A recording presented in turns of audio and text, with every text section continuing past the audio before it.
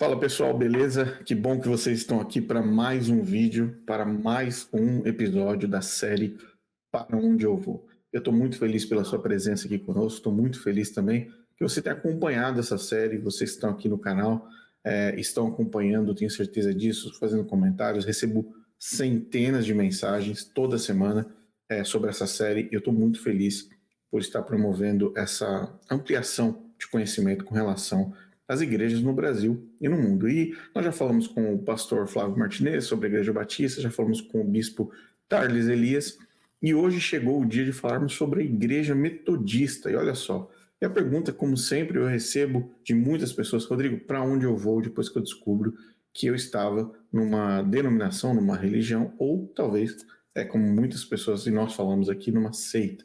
E para onde eu vou agora? Quero encontrar um lugar onde a gente possa aprender sobre Cristo, aprender sobre a Bíblia, aprender sobre a salvação, sobre o Evangelho verdadeiro. Então, hoje nós vamos falar sobre a Igreja Metodista e eu tenho um convidado mais do que especial aqui, que é o Bispo Hildo Melo. E eu vou chamá-lo aqui rapidinho para a gente conversar sobre a Igreja Metodista. Bispo Hildo, eu não tenho palavra para agradecer pelo seu tempo, sei que você é um cara extremamente ocupado, tem um caminhão de coisas aí para fazer, para realizar, para ministrar. Seu ministério é extensivo aí no Brasil. Eu agradeço primariamente pelo seu tempo. É uma honra recebê-lo aqui no canal. Graça e paz, Rodrigo e aqueles que nos assistem. É uma alegria, um privilégio. Estou muito feliz de ter essa oportunidade de trocar uma ideia, falar um pouco sobre a Igreja Metodista. Obrigado pelo convite, Rodrigo. Muito legal, muito legal. Bispo, fala um pouco para a gente qual é a sua posição hoje na Igreja Metodista, o que você faz, quais são suas responsabilidades para que o pessoal te conheça. Bom, atualmente eu sou bispo da Igreja Metodista Livre aqui no Brasil e também em Angola. Eu já fui bispo também de Cuba, das nossas igrejas em Cuba. Uau! Atualmente eu estou no Brasil e, sou bispo no Brasil já desde 2003. Eu atuo como bispo e também em Angola. Bispo é um supervisor, né? Eu sou como um pastor de pastores, supervisor de igrejas. Então essa é a minha atuação, mas eu também atuo como pastor. Eu vou dizer assim que a minha vocação é realmente pastoral. Eu estou bispo, mas eu tenho o meu chamado, é um chamado pastoral. Eu amo ser pastor, né? E Que até legal. fui recentemente, né? Nesse ano eu fui eleito no mês de março para mais um mandato de 4 anos, mas eu até declarei que quero que esse seja o meu último mandato como bispo. E eu entendo que tem outras pessoas muito competentes e boas, eu quero estar mais assim na retaguarda, eu quero estar no suporte, mas quero Legal. continuar atuando como pastor. Legal, legal, show de bola. No caso, bispo, você prefere que chame de bispo ou de pastor? Tem alguma Pode, coisa? como você preferir. Não, Tá bom. ele pode me Às chamar vezes a pelo gente chama, nome. às vezes a gente troca, mas não é intencional não, tá? Não, isso aí, sem nenhum problema. Tranquilo. Bispo, uma pergunta. De onde veio a Igreja Metodista? De onde saiu a Igreja Metodista? Como que aconteceu? Muito bem. Isso foi no século XVIII, através da Igreja da Inglaterra, a Igreja Anglicana, né? Tinham ali dois irmãos, os irmãos Wesley, o Carlos Wesley e o João Wesley, ou John Wesley. E eles, juntamente com Whitefield, eles formaram um grupo de metodistas, que foram assim pejorativamente chamados de metodistas, porque eles eram muito corretos, eles tinham horário para tudo, eles eram muito certinhos, então o pessoal zoava com eles, chamando eles de metodistas, mas eles acabaram adotando esse nome, né? E foram conhecidos como metodistas. Então eles, de fato, criaram um movimento de santidade, procurando o despertamento espiritual, né? Eles focavam muito na mensagem do novo nascimento, que era necessário ser de novo, não bastava você estar na igreja, né? Você ter sido batizado, participar do sacramento, você tinha que realmente ter uma experiência com Deus, nascer de novo e tudo mais. Então, Só que o John Wesley ele até se tornou missionário, né? Ele era da Inglaterra, né? Então ele foi como missionário para os Estados Unidos. Até então, ele tinha um conceito mais legalista, ah, no sentido de que ele acreditava que a salvação se dava através das obras, e ele se dedicou, ele se empenhou assim tremendamente nisso. Ele jejuava quartas e sextas, ele praticava caridade o máximo que ele podia, ele visitava os hospitais, visitava os presídios. Então, quando ele ficou convencido de que a fé somente não era suficiente, de que ele tinha que praticar os mandamentos, praticar as obras, e ele se dedicou a isso ao máximo. Só que ele não tinha paz no coração e nada disso deu garantia para ele, certeza, confiança de salvação. E ele teve uma experiência, então, aliás, a ação dele missionária não foi muito bem sucedida, então ele já foi um trauma para ele. E no retorno, o navio em que ele estava passou por uma tempestade tão grande, tão tremenda, que o navio estava prestes a afundar. E ele temeu pela sorte da sua alma. Ele não tinha paz no coração. Porque ele sempre ficava assim, na dúvida: será que eu já fiz tudo que eu devia? Eu acho que ainda faltou alguma coisa. Então ele tinha uma inquietação muito grande dentro da sua alma, e ele temeu: a morte está chegando e eu não tenho certeza para onde eu vou, né? Eu não tenho certeza da salvação. E aí ele encontrou um grupo de moravianos que estava dentro do mesmo barco, literalmente dentro do mesmo barco, e eles, em vez de estarem aflitos como ele estava, eles estavam louvando a Deus, eles estavam tranquilos diante da perspectiva da morte. Ele achou isso assim muito estranho e perguntou para o líder: ué, até as mulheres estão em paz, as crianças estão em paz, o grupo de vocês, ninguém está apavorado, mas qual é o segredo disso?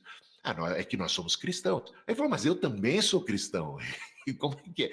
É que nós temos a certeza da salvação. Mas como é que alguém pode ter a certeza da salvação?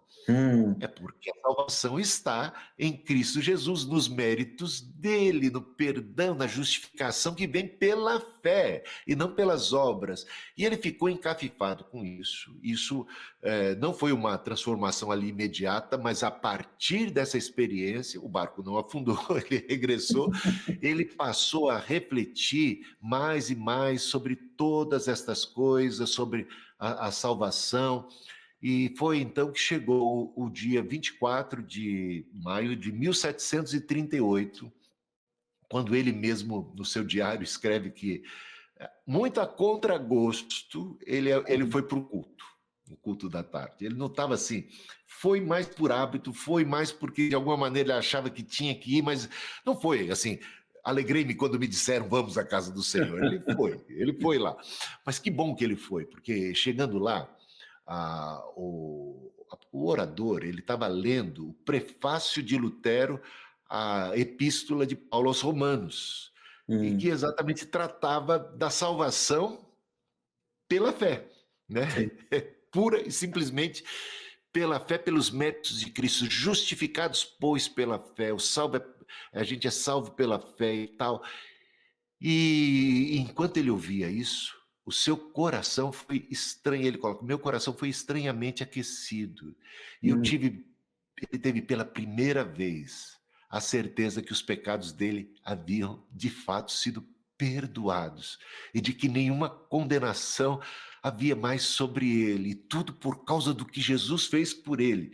E isso foi um divisor de águas, né? Então ele teve a paz, a alegria que é fruto da certeza do perdão que vem dos méritos de Cristo, da obra de Cristo na cruz. Isso foi para ele arrebatador. Ele se tornou uma nova criatura a partir daí. Ele continuou praticando as mesmas boas obras, só que agora não para alcançar a salvação, mas porque foi alcançado pelo céu, porque foi alcançado por Cristo. Então, salvos, né, pela graça, para as boas obras que o Sim. Pai preparou de antemão para que andássemos nela. Então, ele continuou no caminho de santidade, só que agora com alegria, com o coração leve, com alguém que foi resgatado, que foi tirado do império das trevas, transportado para o reino do Filho do seu amor. Então, ele passou a pregar esse evangelho. Ele passou a anunciar essa graça, que é uma graça justificadora, que é uma graça transformadora. Então, um diferencial, talvez, para Calvino e para Lutero, é que tanto Calvino como Lutero estavam batendo muito de frente contra a Igreja Católica, que cobrava indulgências, que propunha a salvação pelas obras e tal. Então, muito era pregado sobre uma justificação como uma obra de Cristo a nosso favor. E o Wesley, ele começou a trazer uma ênfase que Cristo e essa justificação, essa obra de salvação, não era apenas uma obra de Cristo em favor de nós, mas também era uma obra de Cristo em nós. E aí começa a doutrina da santificação, ou seja, que é operada já pelo novo coração, pelo Espírito Santo, pelas armas da nossa milícia, que não são carnais, antes são poderosas em Cristo para remoção de barreiras e de muralhas. E ele, então, começa a pregar. A salvação é pela fé e ela frutifica. Então, e o fruto do Espírito, essa nova vida para a qual o Senhor nos chamou. Então, ele conseguiu alinhar tanto a base de nossa salvação, que é pura e simplesmente a obra de Cristo e a fé, com os frutos disso, que é o caminho de santificação, é a obra de Deus dentro de nós, né? Ele perdoa pecados e ele transforma vidas. Então, assim começou o movimento metodista, mas Wesley nunca quis fundar uma nova denominação. Ele nunca foi separatista, ele continuou dentro da igreja anglicana, só que essa mensagem começou a incomodar muita gente, porque ele dizia que, olha, não adianta se você é batizado, não adianta você tem que nascer de novo, você tem que experimentar essa experiência que eu era um pastor que não conhecia a salvação pela graça. Então, essa graça transformadora, ele começou a pregar isso, e isso incomodou muito os pastores, os líderes anglicanos, que proibiram Wesley de pregar nas suas paróquias. E aí é que ele vai dizer aquela célebre frase, né? O mundo é a minha paróquia, já que não me deram uma paróquia, já que não me deixaram pregar nas igrejas, ele subiu no túmulo do pai dele, pregou um sermão, e ele começou a pregar ao ar livre. Isso também incomodava muitas pessoas, só que muita gente se converteu, muita gente que estava marginalizada fora, começou a voltar para a igreja, a voltar, não é voltar para a igreja, a fazer parte da igreja, só que essa era uma igreja muito mais informal, né, do que formal. E Wesley encaminhava essas pessoas para dentro das igrejas, mas muitas vezes elas eram rechaçadas, não tinham o cuidado devido. Aí Wesley começa não apenas a pregar e a evangelizar pessoas, ele começa a instruir, educar, e aí começa o movimento leigo, sabe? Aquele sacerdócio universal dos crentes, que foi uma bandeira levantada por Lutero, mas na prática não se exercitou muito naquele contexto, pelo menos a princípio. Com Wesley, isso, por necessidade, acabou acontecendo, porque o Wesley falou, essas pessoas precisam de instrução, então tem que treinar gente para instruir, porque eles não estão tendo a instrução devida dentro das igrejas oficiais. Sim. Mas ele estava fazendo tudo isso como parte de um movimento dentro da igreja anglicana. Você sabe que ele morreu anglicano, ele nunca deixou de ser anglicano, né?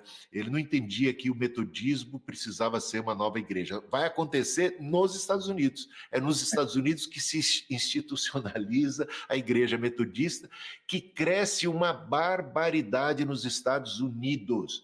Olha, em 1850, já no século XIX, meados do século XIX, 1/3 da população americana era metodista. 1/3, né? E aí a gente poderia dizer, inclusive a Ellen White. Inclusive. E outros mais. Né? Eu sei que você é bem da linha adventista, então... tal era a influência do metodismo naqueles dias. Mas é claro que com o crescimento do metodismo e com tudo aquilo que cresce, existe também, sabe, o reino de Deus é como uma pequena semente que, uma vez plantada, né, ela cresce até se tornar ali uma árvore, mas vem sempre os pássaros. Ou alguém que planta o trigo cresce, que é uma benção, mas o inimigo foi lá e plantou o joio. Então, sempre alguma coisa mais heterogênea, híbrida, né? Não é uma coisa assim pura, a gente sempre tem que estar naquela batalha para santificar a igreja. Então, com o tempo, ela passou, experimentou, talvez até pelo próprio status, em parte dela, né? E falar da igreja é alguma coisa, sabe, a gente não consegue falar de um modo caracterizar com uma única palavra, ela é muito mais abrangente, mas alas da igreja se tornaram assim, mais elitistas, o contrário do espírito de Wesley. Wesley lutou contra a escravidão. William Wilberforce foi uma espécie de discípulo influenciado por Wesley. A última carta de Wesley antes de morrer foi para William Wilberforce, que foi um parlamentar inglês que levantou ali a proposta de acabar com o tráfico negreiro, para pôr fim à escravidão, e isso foi uma luta de décadas, até que, finalmente, o parlamento inglês pôs fim, né, ao tráfico negreiro, e Wesley incentivava o William Wilberforce, que ficava desanimado. Olha, já passaram-se quase 2 décadas e nada. E aí ele falou, não desista, continue. Então, Wesley tinha uma visão muito social também, sabe? Que o evangelho, ele não apenas muda o coração de um indivíduo, ele vai mudando a família, ele vai mudando o bairro, ele vai mudando a sociedade.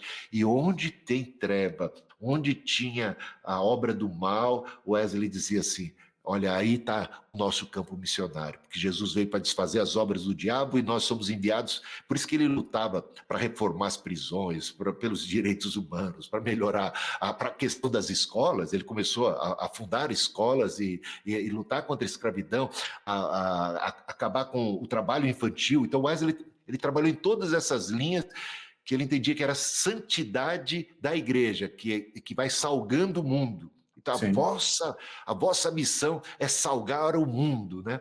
Então, vocês precisam se santificar em prol da santificação do próprio mundo, da justiça. Mas, com o passar do tempo, sempre há necessidade de reavivar, de trazer a igreja para a sua base. E aí que, em 1860, alguns metodistas que estavam contra uma prática que era comum nas igrejas batistas, anglicanas, creio que até católicas e metodistas, em algumas dessas igrejas, eles estavam praticando, como que se chama? Cadeiras cativas, bancos que eram reservados para determinada família mais abastada, que deu muito dinheiro para construírem aquelas catedrais. Tinha um nome. Cadeira cativa de estádio, cadeira, né? Cadeira cativa, Rodrigo, que coisa absurda. E imagina aí, se o Wesley tivesse vivo e visse um negócio desse dentro das igrejas metodistas. Que coisa absurda. Isso aí é discriminação social, né? Racial e outras coisas mais. Então, alguns metodistas, como Benjamin Titus Roberts, um pastor que era editor da revista Metodista, começou a escrever artigos e protestar e tudo mais, e ele foi levado ali ao concílio e expulso. Ele e outros foram expulsos. Assim surgiu a Igreja Metodista Livre, da qual eu sou bispo hoje. Metodista Livre, o nome livre é porque ele dizia que todos os assentos deviam ser livres para quem quer que fosse. E que a igreja tinha que ser livre de qualquer espécie de preconceito que discrimina um do outro, porque Deus não faz acepção de pessoas, porque o movimento wesleyano e metodista já surgiu contra tudo isso. E que história é essa, minha gente? Então, 50 anos depois, a igreja metodista pediu perdão para a Metodista Livre, chamaram até o filho do Benjamin Titus Roberts, porque ele já havia falecido, e restauraram, entregaram as credenciais pastorais e pediram desculpas. O nosso relacionamento com a igreja metodista hoje é muito, muito próximo. Eu amo meus amigos, eu prego lá, eles pregam aqui, a gente está sempre juntos, e realmente aqui no Brasil nós não temos esse problema de relacionamento. De divisões, etc. Que legal. Graças a Deus.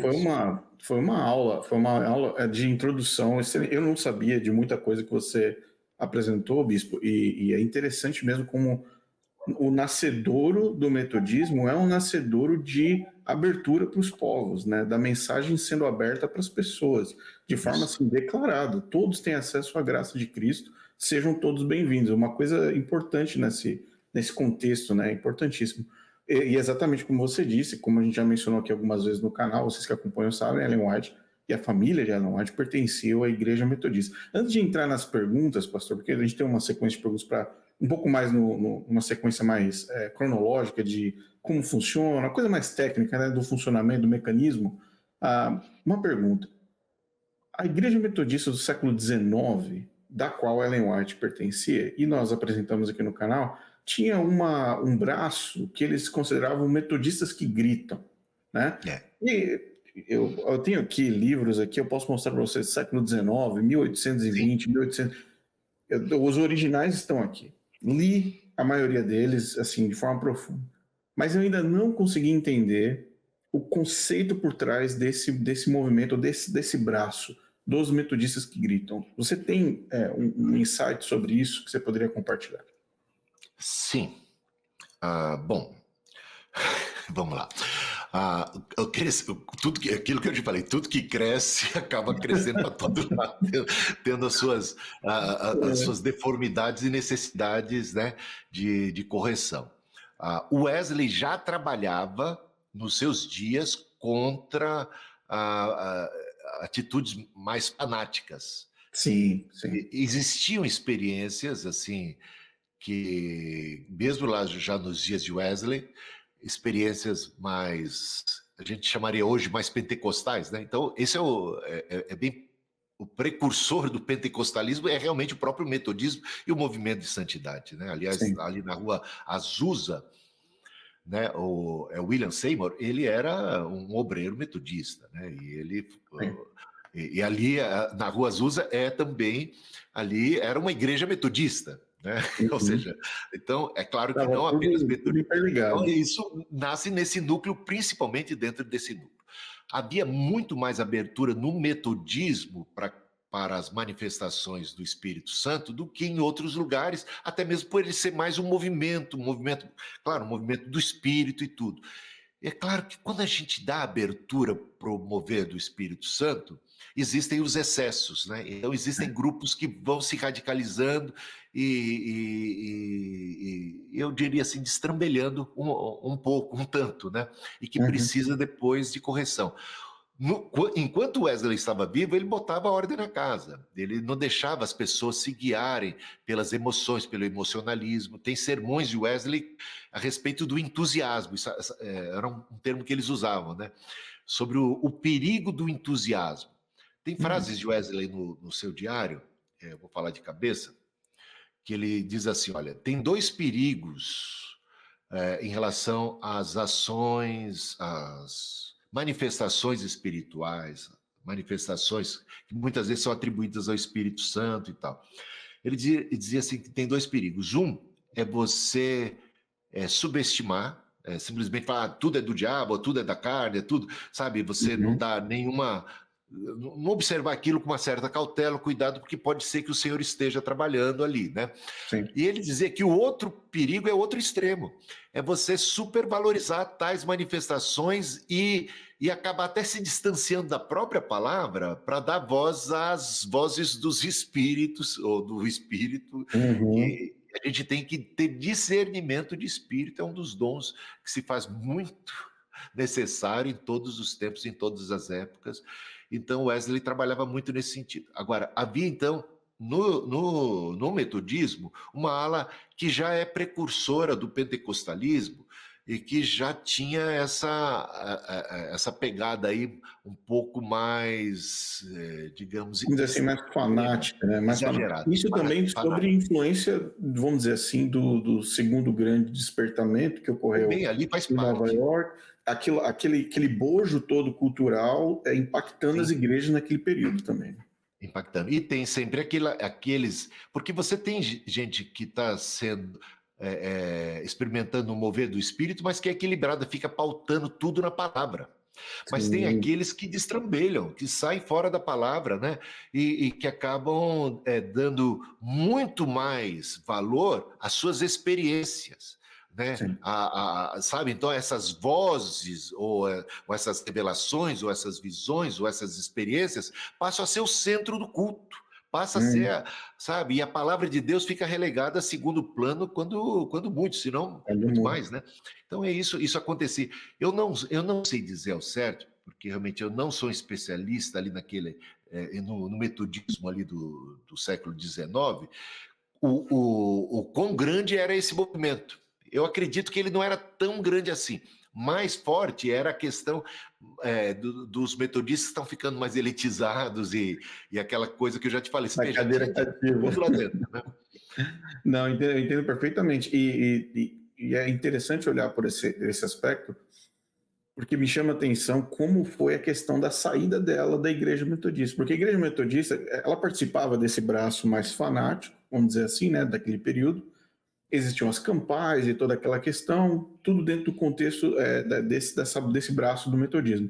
Mas quando William Miller chega e apresenta a mensagem de 1843, 1844, a Igreja Metodista olha para Ellen White e fala assim, não, peraí, isso daí está fora. Sim. Isso aí está fora. Então, se vocês vão pregar essa perspectiva aqui dentro, aqui vocês não são bem-vindos, né? Isso E mesmo, foi assim.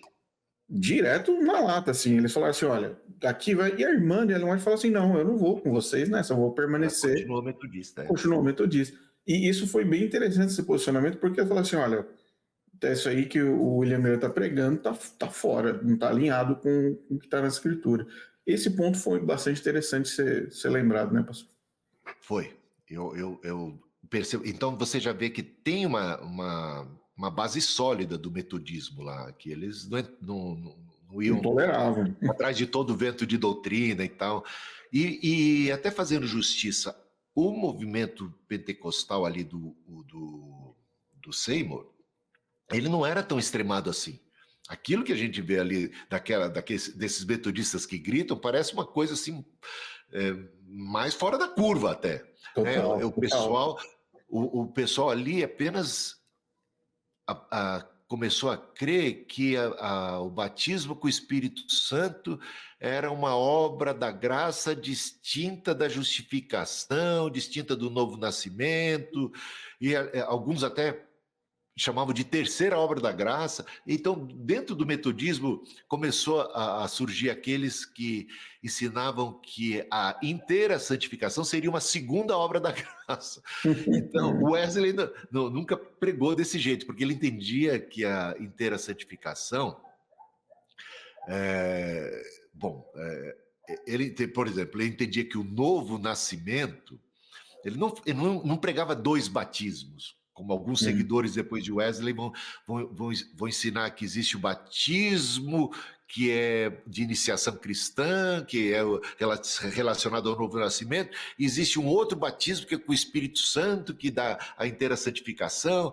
Então, isso é um desdobramento posterior que está fora da própria doutrina original de John Wesley. E isso pode ser que foi aí o precursor do próprio movimento pentecostal, mas não está muito calcado no que era a doutrina de Wesley. Wesley ensinava sobre a inteira santificação como uma possibilidade, o que não é o mesmo de impecabilidade, mas seria você ser capaz de, pelo amor de Deus que é derramado no seu coração, cumprir a vontade de Deus, aquilo que Deus te desafia, aquilo que Deus te pede. Agora você, pelo Espírito Santo, você é capaz de satisfazer, de obedecer, de andar na luz, né? De rejeitar o pecado, aquilo que um homem natural não é capaz de fazer, mas cheio do Espírito Santo, com a força de Cristo, ele seria capaz. Ele coloca isso como uma possibilidade, deixando as coisas que para trás ficam, rumamos para o alvo,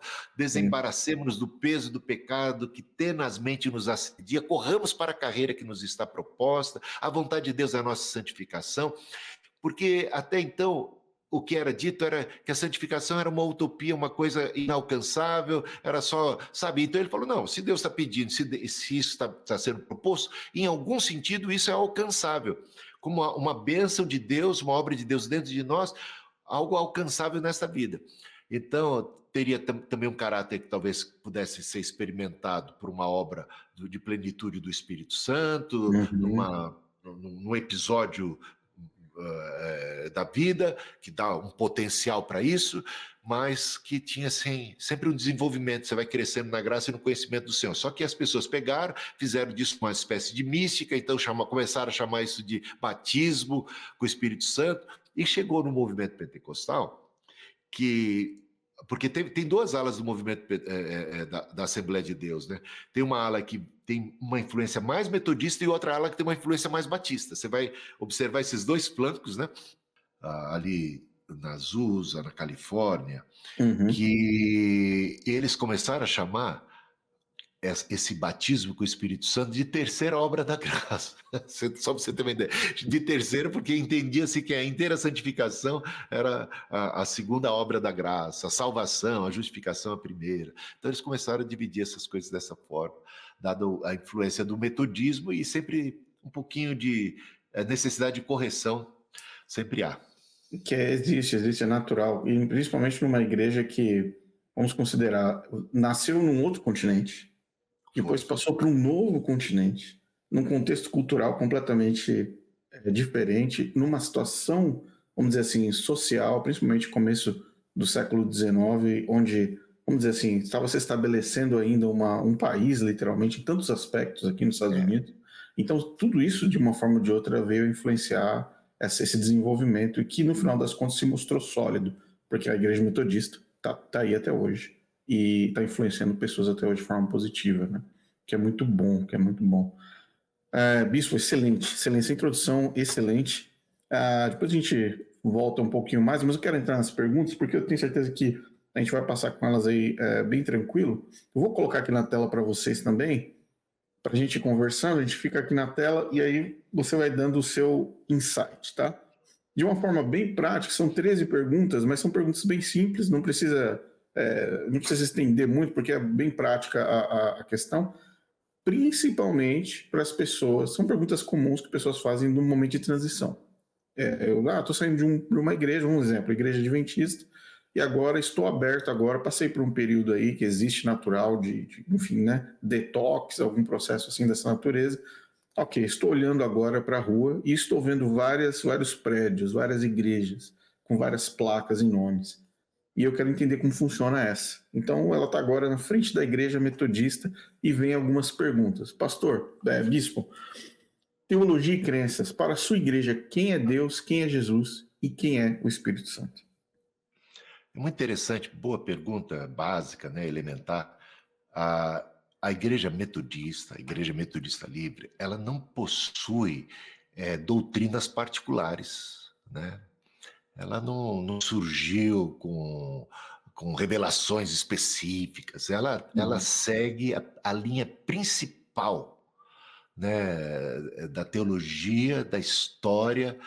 Então, nós temos uma posição ortodoxa e que é predominante dentro do cristianismo a esse respeito, a respeito de Deus, né? Então, Deus Todo-Poderoso é Pai, é Filho e é Espírito Santo.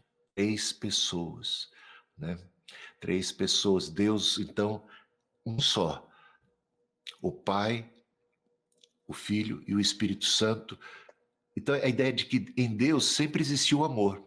Porque houve um tempo em que só existia Deus, né? E Deus não era solitário. Deus era comunhão. Deus é amor. Pai, Filho e Espírito Santo. Sem inveja, sem disputas. 3 pessoas lá dentro. É lindo isso, né? Excelente, excelente. Próxima pergunta. Sábado ou domingo? Como a sua igreja vê a observância do sábado uma prática central no Adventismo? E aqui falando, óbvio, para as pessoas que deixam o Adventismo e estão em busca de um novo lugar. Como cristãos, nós não estamos debaixo da lei mosaica, né? Todo escrito de dívida que era contra nós, o Senhor cravou ali na cruz.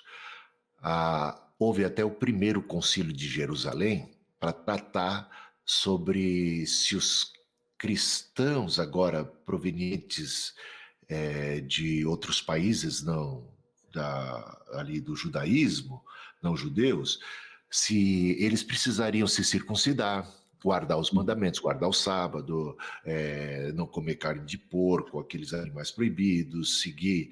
O que é que se que devemos requerer, exigir desses cristãos de outros países, né, que vêm com outros costumes. Eles precisariam abraçar, né, todos os costumes judaicos, se colocarem debaixo da lei, se circuncidarem, guardarem os mandamentos daquela forma. Então, o primeiro concílio de Jerusalém está registrado lá em Atos capítulo 15, né? E nada é dito, no final das contas, depois do parecer, dos depoimentos de Barnabé, de Pedro, de Paulo, tem a palavra última ali de Tiago, e o fechamento é que os cristãos, né, provenientes de outros países, não estavam mais debaixo da lei, não precisavam se circuncidar, não precisavam guardar o sábado, e é por isso que você não encontra nenhum mandamento no Novo Testamento para a guarda do sábado, né? Jesus nunca ensinou ninguém a guardar o sábado, os apóstolos muito menos, e também santificou todos os alimentos, e considerou todos puros. Aquilo que eu considero puro, não consideres impuro. Então, isso é uma coisa importante. Agora, existe sempre o princípio da lei, né? O princípio do sábado é algo excelente. Jesus bateu nessa tecla, né? Porque Jesus era acusado de não guardar o sábado, foi condenado pelos judeus que o acusavam de coisas em relação ao sábado. E ele disse que ele era o Senhor do sábado, né? Que o sábado foi feito para o homem, não o homem para o sábado. E isso dá ideia, quando você vai para a lei lá judaica, o sábado era libertador. O conceito do sábado é libertador, porque ele era não apenas para aquele que era o patrão, mas o empregado não podia trabalhar. Sim. O animal não podia trabalhar. Isso era libertador para toda a nação, para tudo que estava naquele solo hebraico, judaico, era beneficiado por uma pausa, porque se você deixar os homens, olha a ganância, eles exploram. Então, o sábado era libertador, só que os judeus conseguiram transformar o sábado em algo que escravizava, punia, apedrejava e tudo mais. E Jesus, então, estava explicando que você pode fazer o bem no sábado, você pode curar no sábado, você pode colher espigas e milho no sábado, e que você não precisava seguir esse rigor. Então, o princípio do sábado é algo muito importante. E a ideia também de um dia em cada 7, né, um dia por semana, a gente separar, e como povo, como coletividade, para ser o nosso sábado, digamos assim, para adorar a Deus, para buscar a Deus, é algo muito válido, só que a igreja primitiva começou esse princípio do sábado, esse princípio do culto, esse princípio de se reunir, eles começaram a se reunir no primeiro dia da semana, porque foi no primeiro dia da semana que Jesus ressuscitou, que ele começou a aparecer, que coisas maravilhosas aconteceram, então eles começaram a celebrar a ressurreição, celebrar a vida, e se reuniam de preferência para a ceia do Senhor no primeiro dia da semana. E você vai encontrar isso, páginas e mais páginas, já os discípulos imediatos dos apóstolos, eles praticavam já o culto especial e prioritário no domingo. Mas não é que o domingo está substituindo o sábado naquela questão do mandamento, mas é o princípio. E isso continua válido, é assim que a gente interpreta. Excelente explicação. E eu gostei de um ponto que você falou, que foi a questão da democratização, eu acho que da universalidade da cruz. Porque você falou assim, agora tudo bem, Jesus Cristo morreu, tá lá os discípulos, ide a todo mundo pregar o evangelho. Aí você fala, peraí, todo mundo. Eu tenho gente lá na África, eu tenho gente na Ásia, eu tenho gente em tudo quanto que é canto desse planeta, que está agora recebendo o evangelho, mas eles comem, sei lá, um come uma carne, o outro come o outro bicho, um guarda o sábado ou guarda a segunda, cada um dentro da sua cultura, que pessoas que não viram Cristo, que não tiveram acesso ao que os discípulos tiveram, né? Então, na hora que você falou assim, olha, e agora? Essas pessoas estão se tornando cristãos. A gente vai transformar todo mundo em judeu, com as práticas, com as regras, vamos colocar ali todo o arcabouço judaico em cima de todo mundo, ou Cristo nos dá a liberdade para, através dele, nós mantemos o conceito, mas agora, democraticamente, cada um de acordo com sua cultura, mas com um ponto, com um alvo, que é Cristo. Muito bem. E Paulo defende isso com unhas e dentes, né? Você veja em Colossenses capítulo 2, ele diga: ninguém vos julgue por causa de comida, bebida, ou sábados, ou dias de festas, Uhum. sabe? E não é para a gente permitir que sermos julgados por essas coisas são secundárias, isso aí, sabe? Se você come, você come para o Senhor, se você não come para o Senhor. Tem alguns, diz o apóstolo Paulo em outra passagem, ele diz assim, tem alguns que consideram iguais todos os dias, tudo bem, Sim. tem outros que fazem diferença entre dia e dia.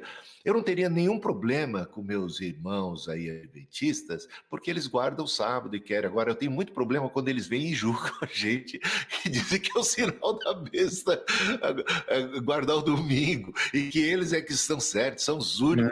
Isso aí, gente. Olha, Paulo, ouça Paulo. Né?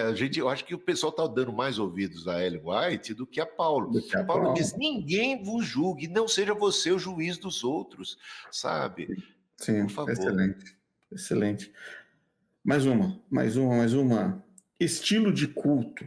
Como são os cultos em sua igreja? De que maneira eles podem ser diferentes dos cultos adventistas? Eu não sei se você já teve a oportunidade, pastor, de visitar um culto adventista, enfim, é tradicional. Ele se assemelha muito a uma igreja batista em termos doxológicos, né?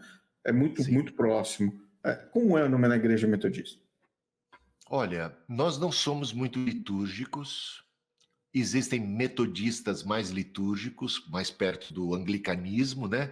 E outros metodistas, como nós somos metodistas livres, já estamos mais, digamos, mais livres. Mas dentro do metodismo você encontra isso, né? Dentro do próprio metodismo você vai encontrar aqueles que são mais litúrgicos e outros que são mais, assim, menos litúrgicos. Agora, o que eu quero dizer com isso é que os nossos cultos são simples, né? São simples, eles procuram beneficiar mais a congregação, então os cânticos são muito mais congregacionais. Uhum. Nós temos momentos ali de confissão, que eu acho que todo culto tem que ter, né? Porque a gente não chega ali prontinho para já para adorar normalmente. Ou precisamos confessar os nossos pecados, né? Precisamos ter um momento ali de contrição. O culto também é um momento de, sabe, chorar com os que choram, se alegrar com os que se alegram, de adorar o Senhor, de orar uns pelos outros. Então nós temos a prática, às vezes nos separamos ali, nos subdividimos em grupos pequenos de 2 ou 3, oramos uns pelos outros, mas isso Uhum. é muito livre, não é uma exigência assim, formal, que tem que ser de uma maneira, de maneira simples, tem oração, tem leitura da palavra, tem a pregação do evangelho, normalmente tem apelos, nós fazemos apelos, ou seja, é o momento do altar, digamos assim, entre aspas, é Sim, o sim. momento de responder a palavra, então, de oração, e canções e oração, é bem simples, não sai muito disso não. A ceia do Senhor tem um papel muito importante para nós, tem a Uhum. ceia do Senhor, então, seria Legal, isso. legal. Eu vou até abrir um parênteses aqui, eu não estava planejando isso, mas eu vou falar. Eu me casei numa igreja metodista. Casei aqui nos Estados Unidos, uma igreja metodista. E a reverenda, extremamente amiga, né? Bem simpática, nos recebeu e passamos aí por todo o processo. E eu me casei numa igreja, bispo, que foi construída em 1823. Que É uma lindo, hein? das igrejas mais históricas metodistas, isso pouca gente sabe, aqui na região do Texas. E eles são, se eu não me engano, não tenho uma profundidade de conhecimento, mas se eu não me engano, eles são da linha mais litúrgica. Porque vira e mexe, eu estou aparecendo por lá e tem todo o boletim, né? Tem um boletim, então tem a sequência de eventos, né? Então tem as leituras, tem as músicas, enfim, tudo bem programado dentro de uma sequência. Tem a ceia no final, né? No domingo. E, enfim, é um culto clássico ali. Até depois eu te mando as fotos aí para mostrar para Que você como bacana. que é. Já foi bem legal. Então, para você ver que a minha conexão com a igreja metodista, de uma forma ou de outra, é Que direta. legal, Rodrigo. Muito Direto. bom. E eu também faço alguns cultos mais litúrgicos, né? Normalmente a celebração da ceia e tudo. Então, eu acho que tem lugar para tudo. Sim, sim, eu creio nisso também. Muito bom. Então tá aí para você que está assistindo a gente, Bispo Hildo Melo está aqui explicando, falando sobre a Igreja Metodista, muito bom o papo, e também sobre a questão litúrgica de ambas as linhas, as vertentes. Comunidade de suporte, pergunta qual, que tipo de apoio a sua igreja oferece para pessoas que estão deixando o Adventismo ou outras igrejas? No caso aqui é Adventismo, mas qualquer outra igreja, pessoas que estão vindo de outras denominações, como é que a Igreja Metodista os recebe? Olha, os recebe de braços abertos, eles são todos muito bem-vindos. Recebe também oferecendo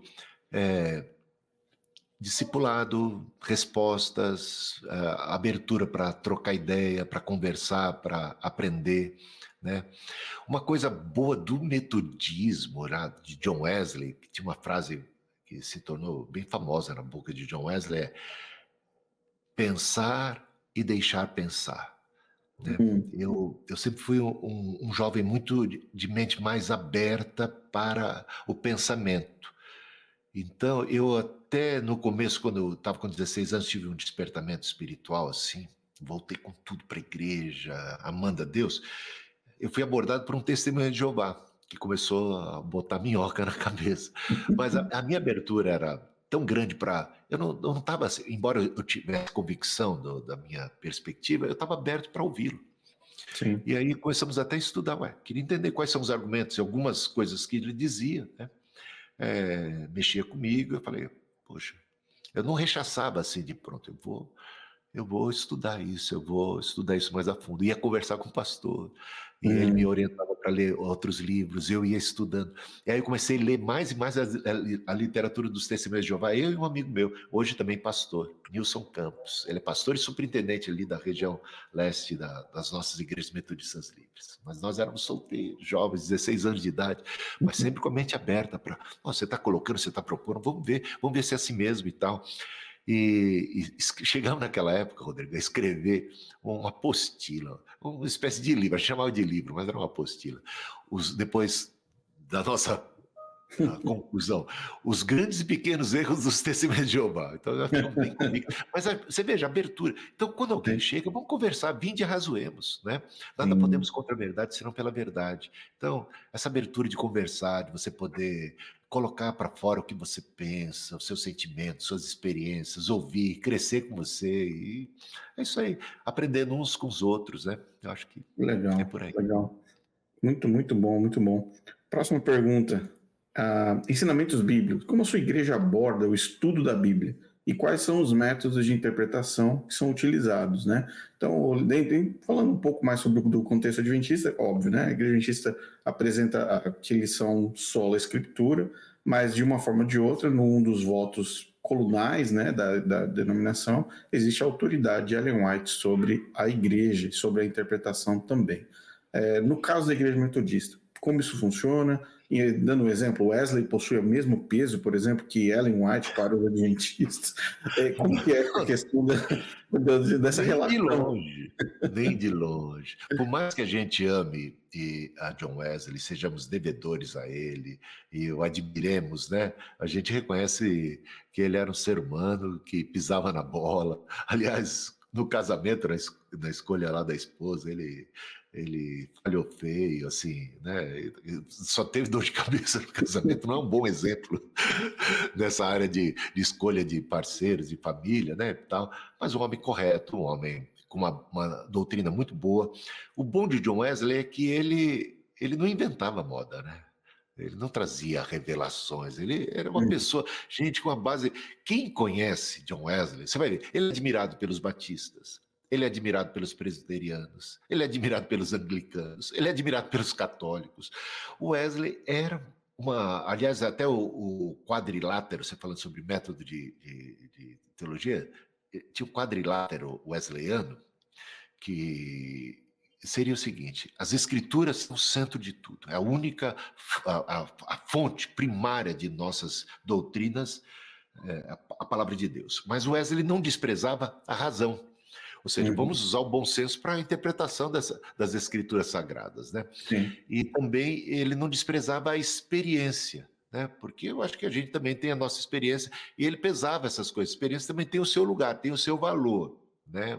Mas só que sempre centrado na base das Escrituras Sagradas. E um outro ponto, ele falava assim, o valor da tradição. Nós não somos as primeiras pessoas a lerem a Bíblia. Né? Que Uhum. história é essa? Então, tem muita doutrina, essa do juízo investigativo, por exemplo, por que cargas d'água ao longo de 1844 anos, quase, 1800, vamos dizer, 1800 anos de história, Sim. nenhum cristão, em todos os lugares, e quantos sábios, e quantos teólogos de várias linhas e correntes, ninguém chegou a esse, tendo por base as escrituras, se os adventistas têm realmente por base as escrituras, eles deviam ficar encafifados com de repente não encontrarem nenhum vestígio de tal doutrina ao longo de toda a história. Essa é uma Sim. novidade, gente. Então, tudo que é novo deste tipo tem que estar sob suspeitas, todas as luzes vermelhas piscando, de alerta piscando. Exatamente. Seria isso uma coisa que nós, assim como metodistas, a gente leva em consideração um contexto todo maior. Eu estou lendo a Bíblia, mas eu estou lendo a Bíblia na companhia de Lutero, Calvino, de São Tomás de Aquino, dos pais da igreja,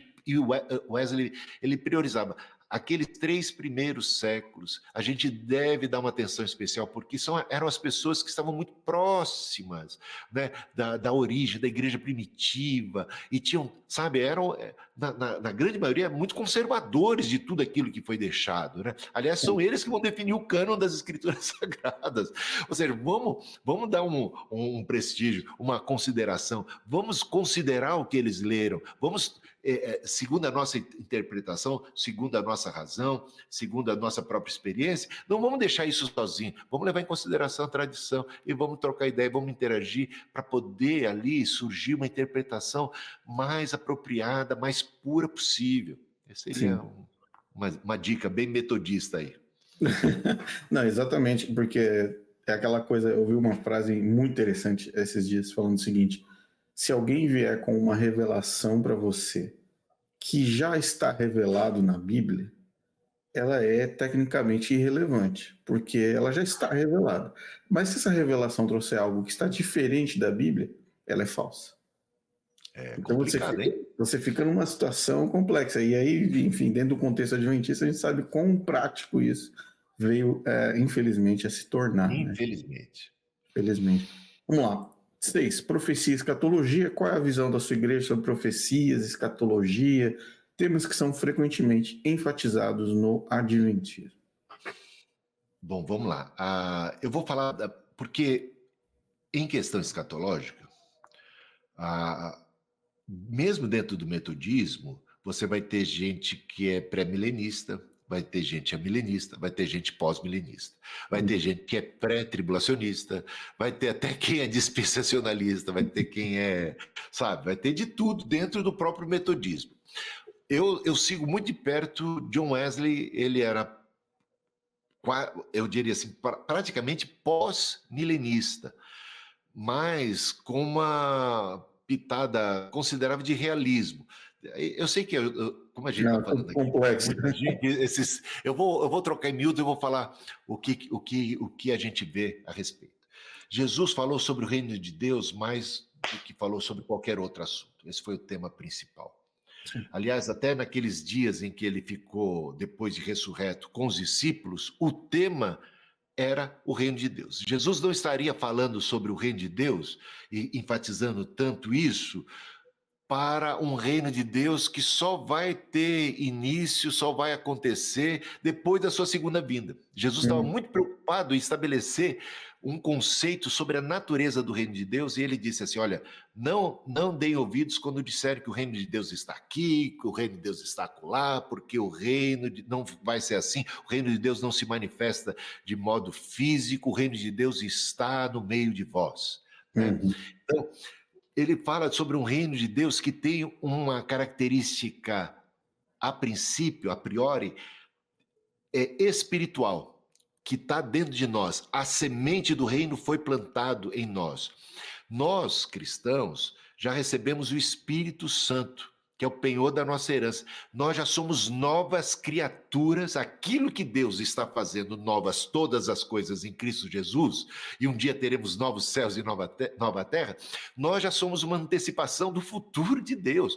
Então o reino já chegou em nós, o Espírito já está em nós, Cristo reina em nós, e aí a partir das nossas comunidades, somos sal da terra e luz do mundo. Temos uma missão dada por aquele que tem todo o poder no céu e na terra de fazer discípulos de todas as nações. E o reino de Deus se espalha sobre a terra. Então, pegando as profecias de Daniel capítulo 2, se você pega lá da estátua do sonho, da estátua do rei Nabucodonosor, que tinha 4 partes, a primeira parte representava o próprio Império Babilônico, a segunda parte, Império Médio-Persa, a terceira, Império de Alexandre o Grande, o Macedônico, o Império grego, e por fim o Império Romano. É dito ali no capítulo 2, a partir do versículo 43, 44, que Deus, nos dias deste 4º império, suscitaria da rocha uma pedra que ele cavaria da rocha sem auxílio de mãos humanas e que ele lançaria essa pedra para derrubar essa estátua. E à medida que essa pedra caminhava, ela ia crescendo, derrubava a estátua e continuava crescendo até tomar o mundo todo.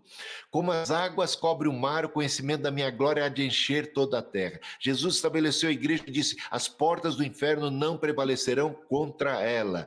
Você olha para o Apocalipse e você vê já uma igreja que triunfou apesar de todos os obstáculos. Há uma multidão de salvos de todas as tribos, povos, línguas e nações, e eles estão cantando, eles estão bendizendo o Cordeiro venceu e eles venceram pelo sangue do Cordeiro. Então você vê tudo isso acontecendo, é o sucesso da igreja. No meio, como eu já coloquei, as parábolas do reino já colocam todo esse antagonismo. Tem joio no meio do trigo, você colhe peixe bom, mas colhe peixe mau. Você tem os pássaros que sempre representam a ação do maligno. Os pássaros vêm roubar a semente quando ela é pequena, vêm aninhar-se à sombra das árvores quando ela se torna grande. Então, apesar de toda essa coisa híbrida, de luta, de conflito, o Senhor está guiando, sempre tem, aí eu diria uma igreja remanescente, mas essa igreja remanescente não é necessariamente, quem guarda sabe, é aqueles que são fiéis ao Evangelho, que são fiéis a Cristo, que alvejaram as suas vestiduras no sangue do Cordeiro. Então, Deus tem os que são seus ao longo de todo o tempo, que fazem e pregam o Evangelho. Então, aí a gente vê essa expansão do reino até a segunda vinda de Cristo. Nós cremos que a igreja passa pela grande tribulação, ela passou, a igreja primitiva sofreu tudo isso, cremos que nos finais dos tempos, sabe, tudo isso parece que se torna um protótipo daquilo que ao longo das eras acaba se repetindo, vindo em maior ou menor intensidade, perseguição, no mundo tereis aflições, tem muitos anticristos que já eram, contemporâneos do próprio apóstolo João, tem os falsos profetas, os falsos mestres, tem todos esses conflitos, e é possível que no final dos tempos teremos o iníquo, o derradeiro, a besta derradeira, mas a besta foi Nero, a besta foi Domiciano, a besta foi tanta coisa ao longo de tanto tempo, e a gente pode às vezes discernir quais são as bestas contemporâneas, mas sempre haverá a possibilidade de uma última derradeira, e o Senhor voltará dos céus. A vinda de Cristo é sempre visível, não tem nada de invisível. Aliás, se o Guilherme Miller, ou William Miller, tivesse dado ouvidos mais aos textos bíblicos, aprenderia de Jesus que a segunda vinda de Cristo não é secreta em aspecto algum, e ele vem sobre as nuvens do céu com poder e glória, e não dá para marcar data. Ele cria que a vinda era visível, só que ele marcou a data. Depois aceitou que ela fosse invisível, que ela fosse uma vinda do santo para o santíssimo, do santo dos santos. Sabe, coisas assim bizarras que Jesus disse que nunca seria assim, que a gente não deveria dar crédito para quem dissesse que era dessa forma, porque é como um relâmpago, sai do Oriente e se mostra no Ocidente, assim será a vinda do Filho do Homem. E o Apocalipse capítulo 1, versículo 7 diz que todo olho verá, que ele vem sobre as nuvens do céu e todo olho verá. Então, nesse dia haverá uma ressurreição geral, porque até os que o traspassaram vão poder ver e contemplar, e teremos o juízo final. Ele vai se assentar no trono da sua glória, né? E vai julgar as pessoas, não vai perguntar se você guardou o sábado, não é essa pergunta que nós encontramos em Mateus capítulo 25, se você foi circuncidado, se você comia carne de porco ou não, mas se você tinha os frutos do Espírito, se você tinha misericórdia, quer e não sacrifício, né? Não legalismo, que Jesus bateu de frente, ele confrontou todos os legalistas da sua época.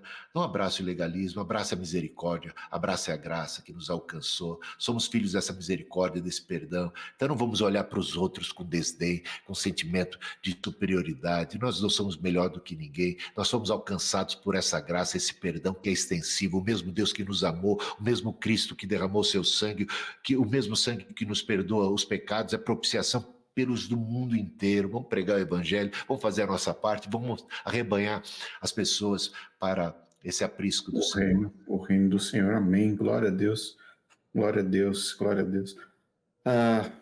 Bispo, mais uma aqui, eu sei que a gente tá correndo, o ritmo tá bom, se o ritmo é muito rápido, tá bom, tá tranquilo. A palavra tá excelente, tá abençoada, tá forte, glória a Deus por isso. Saúde e estilo de vida, a igreja tem alguma orientação específica sobre saúde e estilo de vida, como os adventistas do sétimo dia? Sei lá, um livro de regras, pode comer isso, não pode comer aquilo, se você fizer isso, tá indo contra, é pecado, café é pecado, coisas dessa natureza, bispo. Nós não temos coisas desta natureza, nesse ponto, legalistas, desse ponto, que é lei, que é mandamento, ou falando em nome de Deus, Deus não quer que você beba isso. Aliás, o apóstolo Paulo, Colossenses 2, deixa ninguém vos julgue por causa de comida, bebida.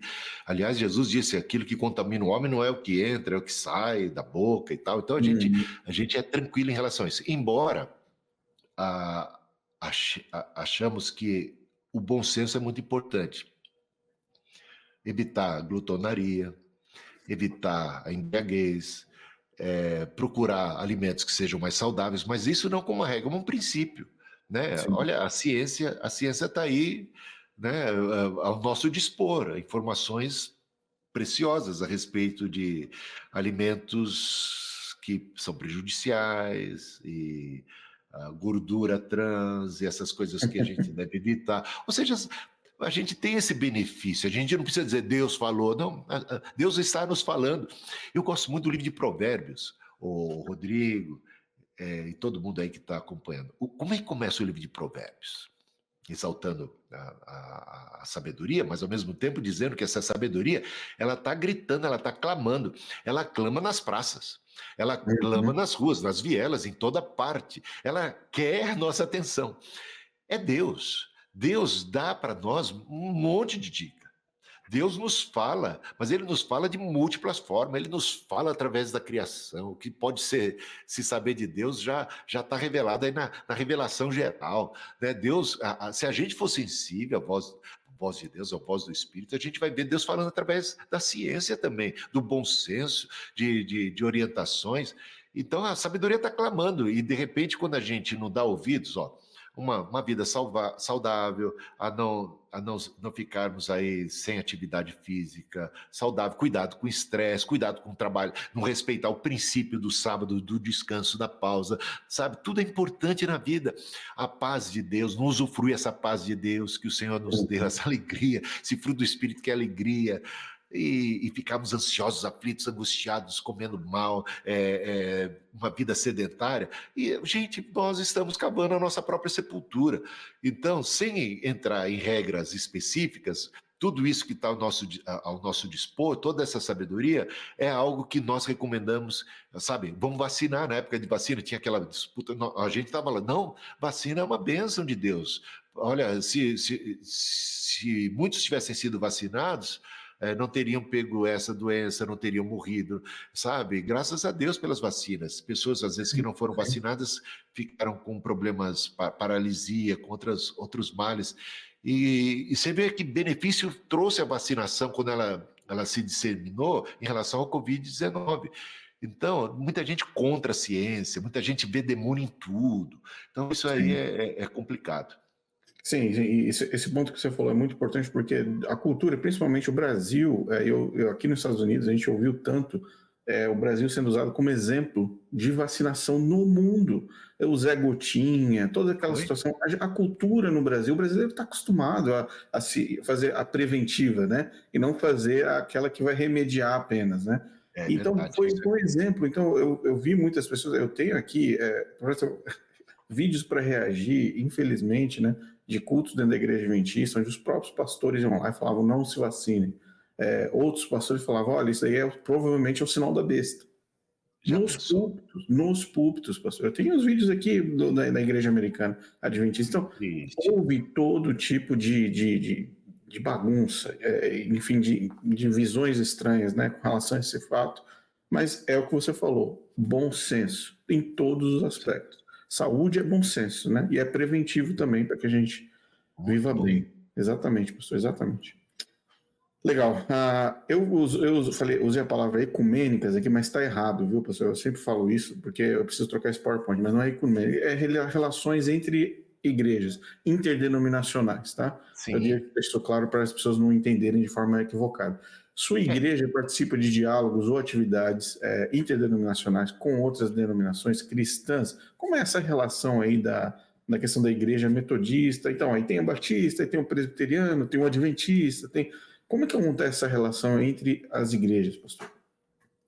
então, participa sim. Ela, primeiro, a gente não se sente os detentores da verdade, nós não monopolizamos Cristo nem as Escrituras, nós reconhecemos a obra de Deus em outras denominações, sejam elas as pentecostais ou tradicionais. Eu faço parte do Conselho da Aliança Evangélica Brasileira, lá tem presbiterianos, tem pentecostais, tem batistas, tem, sabe, de diversas fontes ali, origens, né? Eu Uhum. também lidero no Brasil um movimento de unidade das igrejas de origem wesleyana. A gente chama de Conexão Wesleyana de Santidade. Legal. Todas sabe aquelas igrejas de origem wesleyana que não são poucas? Ó, eu vou falar assim rapidamente aqui no Brasil, a Metodista, né, a Metodista do Brasil, a Metodista Wesleyana, a Metodista Livre, a Metodista Renovada, Uhum. A Holiness também, a Igreja do Nazareno, o Exército de Salvação. Eu tenho também, eu acho que Evangelho Quadrangular, só que eles não estão muito ligados a nós aqui, talvez nos Estados Unidos estejam. Isso é um movimento de unidade. Então a gente tem isso. Tem outras fraternidades, outros grupos dos quais eu faço parte, comungo. Eu prego em igrejas de diversas linhas teológicas. Já preguei em igreja presbiteriana, já preguei em igreja batista, em eventos de outras denominações, pentecostais, sem conta. Então, é normal. Nunca fui ainda convidado para uma igreja adventista, né? Se fosse, eu iria, né? Eu não julgo os adventistas como se eles tivessem, aliás, todo mundo ali está condenado porque eles têm essas Uhum. heresias, esses erros. Eu vejo isso, eu vejo Deus tão misericordioso, tão gracioso, tão bondoso, sabe? Eu não estou com isso também querendo salvar todo mundo, mas mostrando que cabe a Ele o juízo. Ele sabe. Ele conhece os Sim. corações, a sinceridade, né?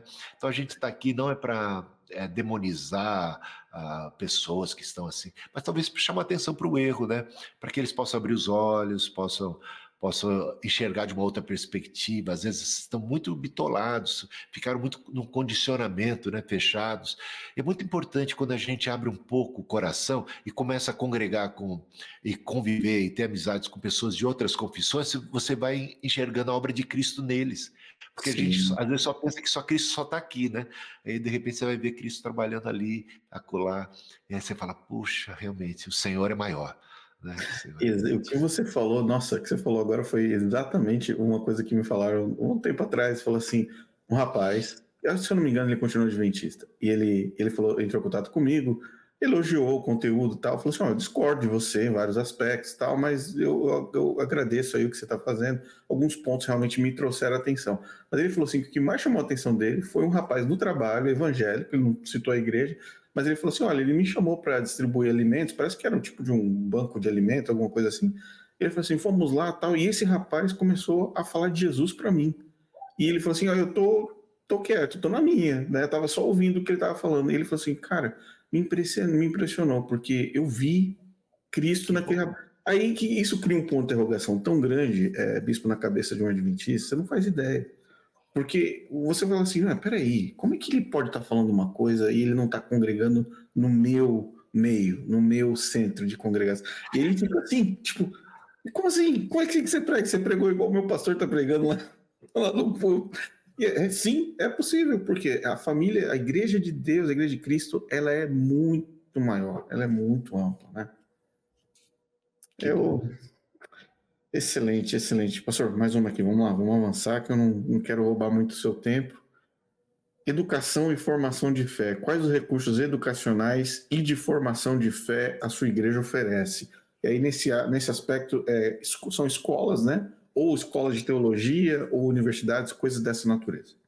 Sim. O movimento metodista, ele, desde os primórdios, ele bateu muito na tecla da educação. Era escolas, as primeiras escolas públicas vão ser oriundas de um agir, de uma articulação do metodismo. Você sabia que não tinha escolas públicas? Então, o metodismo trabalha muito na questão da instrução da educação. Também para dentro da escola dominical nasce no contexto metodista. E depois a gente hoje temos escola dominical, temos grupos de discipulado, tem discipulado 1 a 1, temos apostila, literatura, eu mesmo escrevo bastante nessa área de manual de discipulado, os primeiros passos. Então, para quem está chegando, o Beabá, instruções de como ler a Bíblia, de como estudar, de como aprender as doutrinas elementares. E para aqueles que querem avançar, temos o nosso seminário.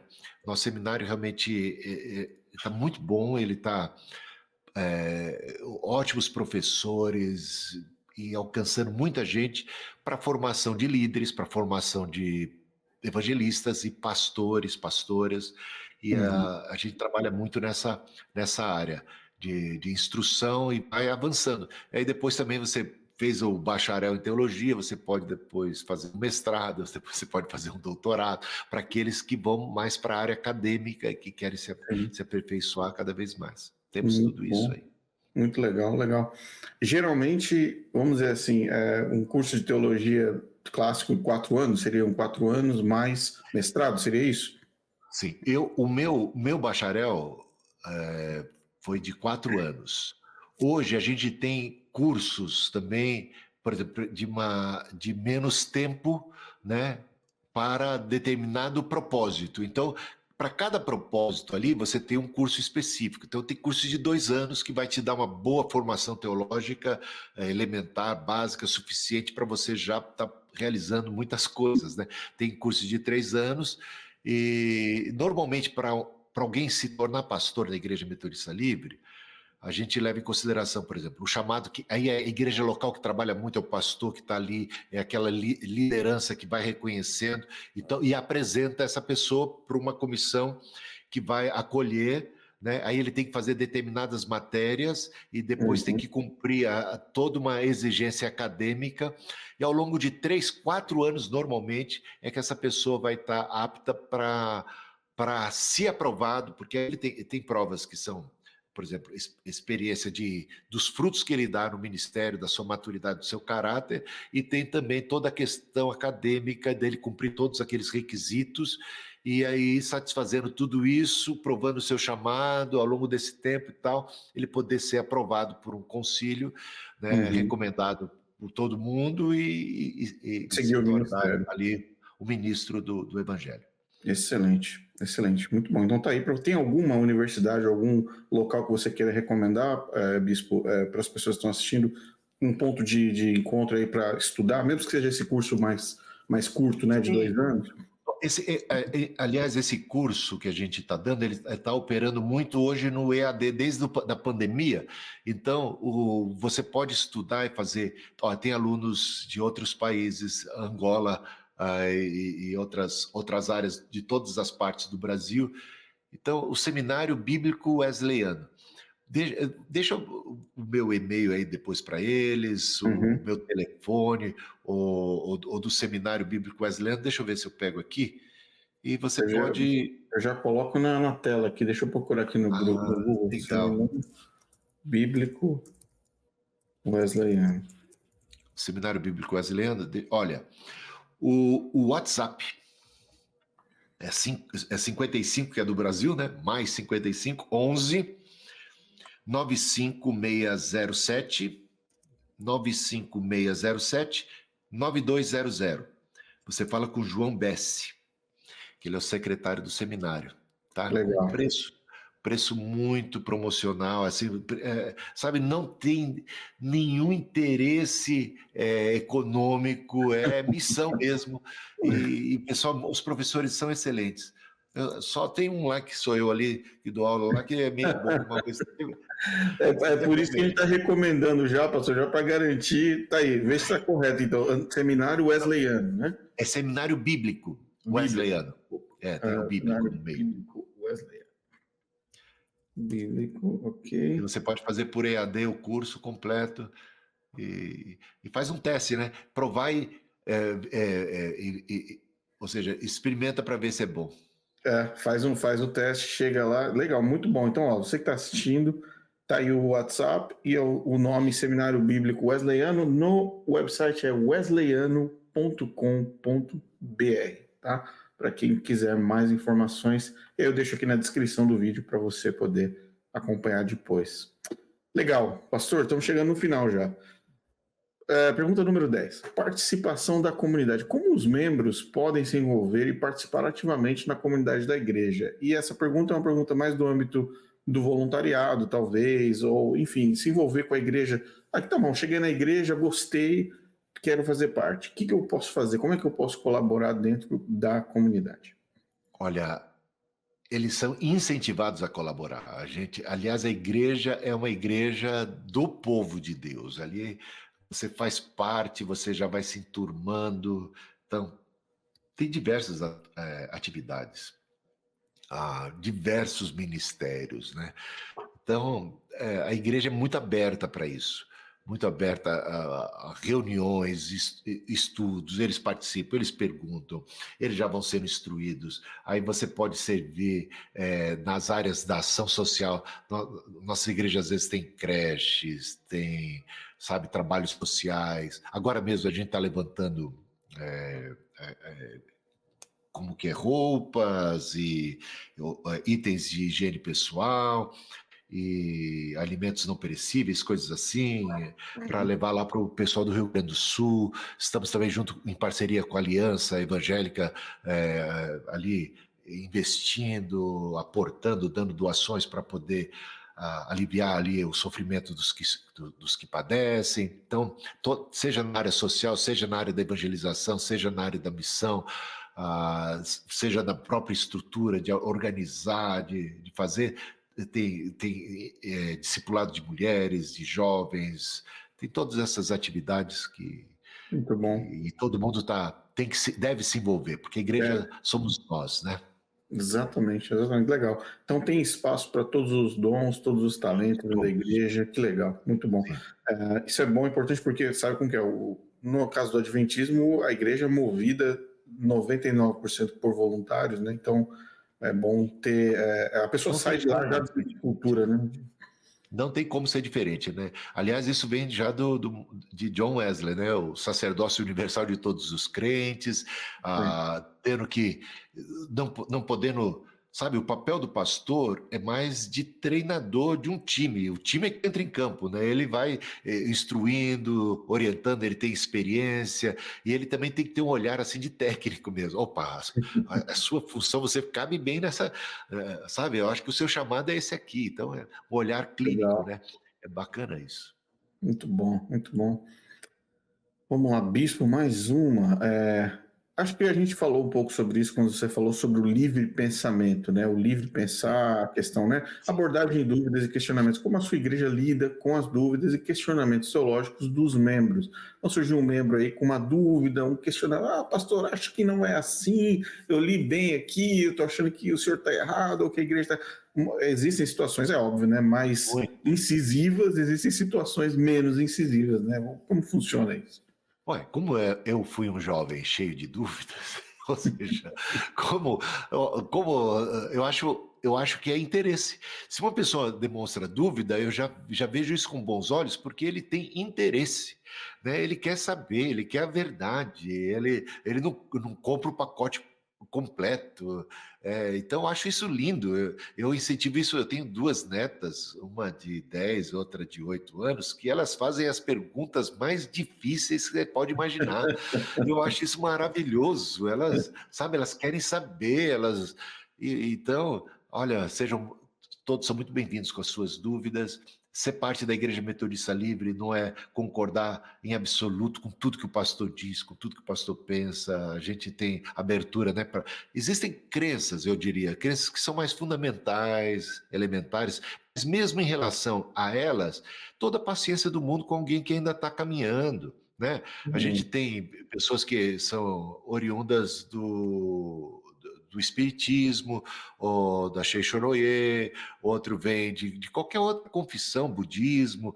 Então, essas pessoas vêm com uma bagagem que não é de uma hora para outra que elas vão entender tudo. Então, caminhar com muito amor, né? Com muito carinho aí, Que e ajudar legal. as pessoas, né? Eu acho que é o único jeito, é ajudar. Ninguém está pronto, não. Eu também tenho que aprender muita coisa, então a gente está todo mundo caminhando aí. Amém, amém, gostei, gostei. Espaço aberto, tem diálogo, tem espaço para conversa. Se você levantar a mão e falar assim, não concordo, vai ter suporte, vai ter conversa. Não tenha medo com relação a isso. Muito bom. Amém.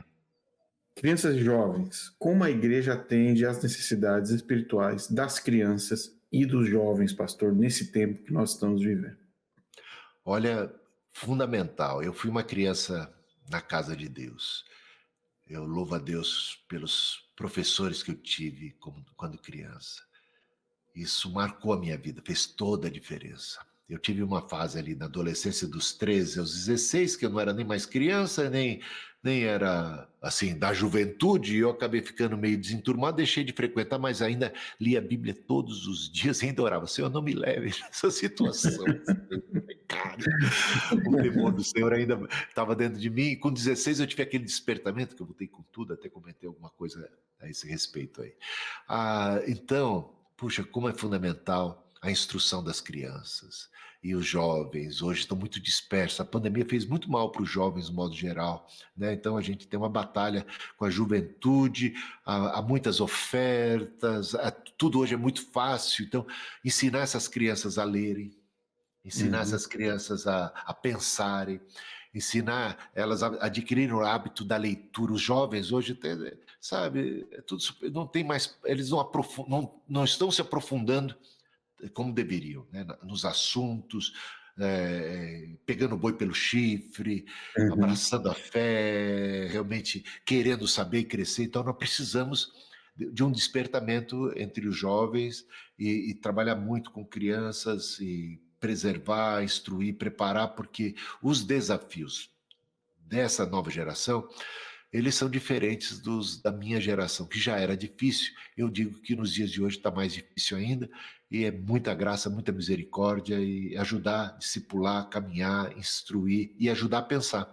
Porque não adianta querer trabalhar com as pessoas como, sabe, fazer quase que uma lavagem cerebral, botar na cabeça deles, é isso, decora isso. Não, eles têm que pensar, eles têm que refletir desde muito cedo para eles estarem preparados, para terem uma raiz, uma base sólida, mas que aguente o tranco de todos os Sim. questionamentos do mundo e de tudo que tem aí na universidade, de tudo que tem entre os amigos, sabe? Estejam preparados para responder a quem quer que seja, que questione aí a sua fé, que não seja uma fé cega, que não seja uma fé morta, que seja uma fé viva, com raiz, e que inspire, que influencie, em vez de ser influenciada e sufocada por tudo que está aí no mundo.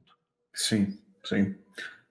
Só abrindo um parênteses aqui, e nesse mesmo tópico, quando eu olho para Cristo, eu vejo Cristo dialogando e conversando com as pessoas. Isso mesmo. E uma das coisas, um dos desses diálogos, acho que dois diálogos intensos para mim de Cristo foi com a mulher do poço e Nicodemos. Dois personagens completamente diferentes, né? Opostos, gente, desde a posição social, desde a vida que eles levavam, em todos. E eu vejo Cristo sentado ao lado dos dois. Você acha que essa nova geração está precisando de conversa, de uma sentada, de diálogo, de sentar e ouvir o que eles têm para falar, e você, através da experiência, não só como ministro, mas pais também, sentar e falar, vamos conversar, senta aqui no poço, né? Ou vamos sentar, mesmo que seja ali, sem os amigos deles por perto, sem o pessoal da universidade, ali à noite, escondido ali, mas sentar e conversar e dar espaço para essa conversa, para a influência dentro do ponto de vista do reino. Isso mesmo, a gente tem que estar aberto para o diálogo, aberto para... eu não acredito que eles queiram respostas prontas, né? Cristo pode dar respostas melhores do que nós, né? Mas eles querem ser ouvidos, eles querem participar. Tudo bem você chegar ao ponto e falar assim, eu também não sei. Isso também me perturba. Esse é um tema que realmente mexe comigo também. Vamos juntos aí procurar em Cristo, em Deus, uma resposta. Tem coisas que a gente talvez não vai ter uma resposta clara, né? Mas a sinceridade da gente é muito importante. A nossa sinceridade como pais. Eu tenho a graça de Deus de ter tido 3 filhos e muita misericórdia, né? Pela misericórdia de Deus, eles todos estão na fé hoje. Um Amém. é pastor, o outro está na igreja, outro lidera também numa outra igreja, ele lidera até grupos pequenos, discipulado, casados eles, agora tenho 3 netos, as netas também estão, os netos estão todos no caminho, assim. Amém. Mas, gente, não é fácil ser pai, não é fácil ser pastor, não é fácil ser líder. E se fosse só, olha, é isso aí, tem que ser, não caminhava. Então, o testemunho da gente é muito importante. Ouvir, sentar e também que eles possam ver que nós temos uma experiência verdadeira com Deus, nossa sinceridade, nosso caminhar, e a gente ajudava também os filhos, os jovens, né, as crianças, a terem suas próprias experiências com Deus, as suas experiências de orei e o Senhor respondeu, eu tive dúvida, eu tive conflito, mas o Senhor me instruiu assim. Ou seja, o meu filho, que hoje é pastor, era o que mais me questionava, mais vinha para cima, não sei o quê, não está certo, tem que não sei o quê, questionava o ministério, questionava a palavra de Deus, tinha muitas dúvidas, e hoje está aí, pela graça de Deus, eu diria. Não é fácil, Amém. Amém. é o Senhor, mas isso aí, que você falou, vamos sentar, vamos ouvir, vamos caminhar, vamos estar com eles e é isso aí, sermos transparentes e sinceros, todos nós aqui, debaixo do mesmo céu, né, diante desse Deus invisível, mas que se revelou e que nos fala através da sua palavra e que nos toca através do seu Espírito. Então, tudo isso temos a nosso dispor e com a graça de Deus a gente vai tocando os corações e o Senhor vai trabalhando. Então a gente tem que confiar muito também no operar do Espírito Santo nos corações das pessoas. É O verdade. que eu posso dar? O meu testemunho. Sim. O que eu posso partilhar? O meu entendimento das Escrituras. Eu posso compartilhar isso com as pessoas, mas eu não posso converter quem quer que seja, nem meus filhos, nem quem quer que seja. Então, respeitar muito, como Jesus sempre respeitou, o livre-arbítrio, a decisão das outras pessoas e deixar o Espírito, o tempo também trabalhar, e o Espírito Trabalhar em Santo cima trabalhar ao da longo do tempo. É verdade, é verdade. Obrigado, professor, muito bom.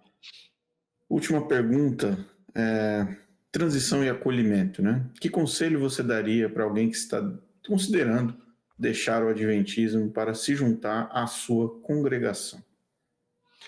Olha, primeiro, não ter medo de deixar o adventismo, porque muita coisa foi plantada ao longo do processo em que esteve lá, né, sobre a única igreja, o restante é Babilônia e tal, tal, tal. Eles têm o sinal do salvo, eles têm a profetisa que caracteriza a igreja verdadeira. Todas essas coisas ao longo de muito tempo foram plantadas, né?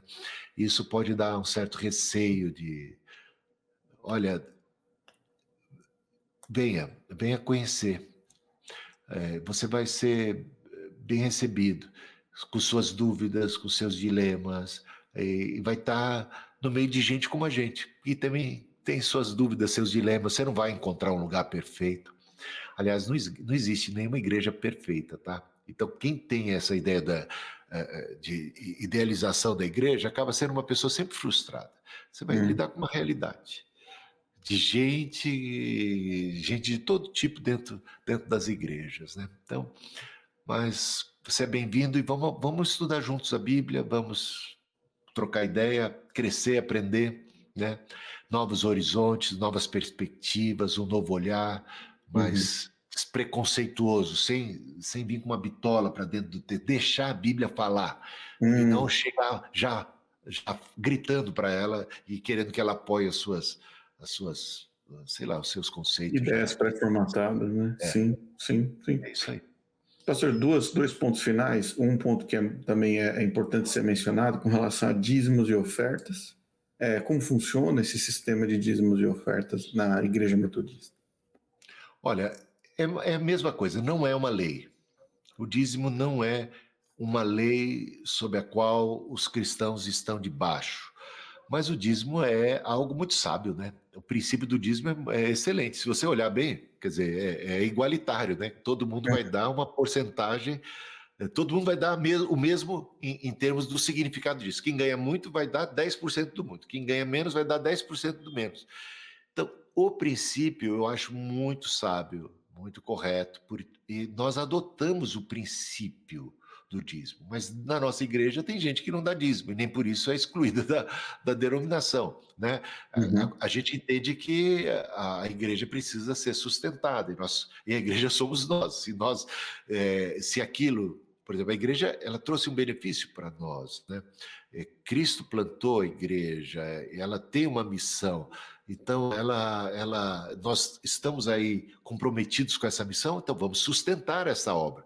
Então, é muito natural que venhamos a contribuir com ofertas, e o dízimo é um princípio muito razoável que faz sentido, mas não é uma lei que está aí colocando uma obrigação. Mas também tem gente que se levanta contra o dízimo e não contribui com nada. Então, eu acho que aí é meio folgado, né? Eu acho que a gente tem que ter consciência de que, olha, você está simplesmente, o seu problema, o seu Deus é outro, às vezes, né? Talvez você está aí adorando Mamon. Então, É esse é um outro verdade, problema, né? Não, na verdade, eu digo isso porque dentro do Adventismo, assim, o Adventista está acostumado a ouvir que dízimo é para salvação. Então, se a pessoa não der o dízimo, não vai ser salva. A gente já colocou vários vídeos aqui no canal mostrando no púlpito isso sendo dito. Então, deixar bem claro que, como o bispo disse, isso não é uma questão de lei, é uma questão de princípio, questão de a pessoa vai lá, olha, recebi tanto, Deus está me abençoando, estou aqui em pé sobre essa terra, servindo, trabalhando. É óbvio, existem pessoas que vão lá, contribuem com muito, com o seu tempo. Tem muita gente que dá o seu tempo semanalmente para a igreja, semanalmente. Eu conheço pessoas que, em período de desemprego, iam para a igreja para limpar a igreja. Limpar a igreja, varrer, passar um pano, deixar a igreja limpa para adoração. Olha só, tem tantas, existem várias formas. Então, é muito bom, pastor. Por fim, a gente está sabendo dessa questão toda do Rio Grande do Sul, e é difícil. Eu vou falar uma coisa aqui. O que está acontecendo no Rio Grande do Sul acontece aqui no Texas, Oklahoma, nessa região dos furacões todo ano. A gente chama da season, da temporada de furacões. Tem um período do ano que a gente tem que estar preparado para isso. Rota de fuga, as crianças estão preparadas na escola também para caso isso aconteça. É cultural, devido à questão geográfica, né? e inundações aconteceram. Em 2017 a gente teve aqui uma inundação grave que tomou a cidade de Houston inteira, destruiu a cidade, exatamente como está acontecendo no Rio Grande do Sul. Eu sei, já vi de perto o impacto disso. E eu sei que não tem muitas vezes o que falar para pessoas que estão numa situação dessa, mas como pastor, como ministro, que mensagem que você dá para as pessoas que estão vendo isso acontecer? O brasileiro talvez não seja tão acostumado com um impacto tão grande dessa natureza, e para as pessoas que talvez venham assistir esse vídeo e estejam lá nessa situação de calamidade. Olha, não percam a fé nem a esperança e nem, de repente, interpretem essa calamidade como juízo condenatório da parte de Deus. Tem gente de todo tipo sofrendo isso aí. Tem gente muito crente, tem ateus de todas as confissões, então, tem crianças, idosos. É uma tristeza, é algo lamentável. Talvez a gente tenha para pensar sobre as questões climáticas, sobre nós como seres humanos, predadores, né, da natureza e ambiciosos e tal, e que está levando a mudanças climáticas, né? Então, essas coisas são importantes a gente considerar como um todo. A terra geme, suporta angústias até agora por parte da própria ação humana, o pecado que nós trouxemos para essa terra, né? E a terra reage a tudo isso, ela sofre, ela geme, a criação tá nesse burburinho todo. Então, não julgar as pessoas nessa hora, não entrar num desespero, perder a esperança e praticar solidariedade. Eu acho que é uma tremenda oportunidade de nós sermos solidários, de nos mobilizarmos. Quem está ali vivendo, né? Quem está ali experimentando as mazelas, o sofrimento, de repente olha para alguém que está precisando mais do que ele ainda, né? Então, você se vê ali em missão o tempo todo. Então, é uma tremenda oportunidade de amarmos, de demonstrarmos amor, solidariedade, de socorro, de nos unirmos e de superarmos isto, né?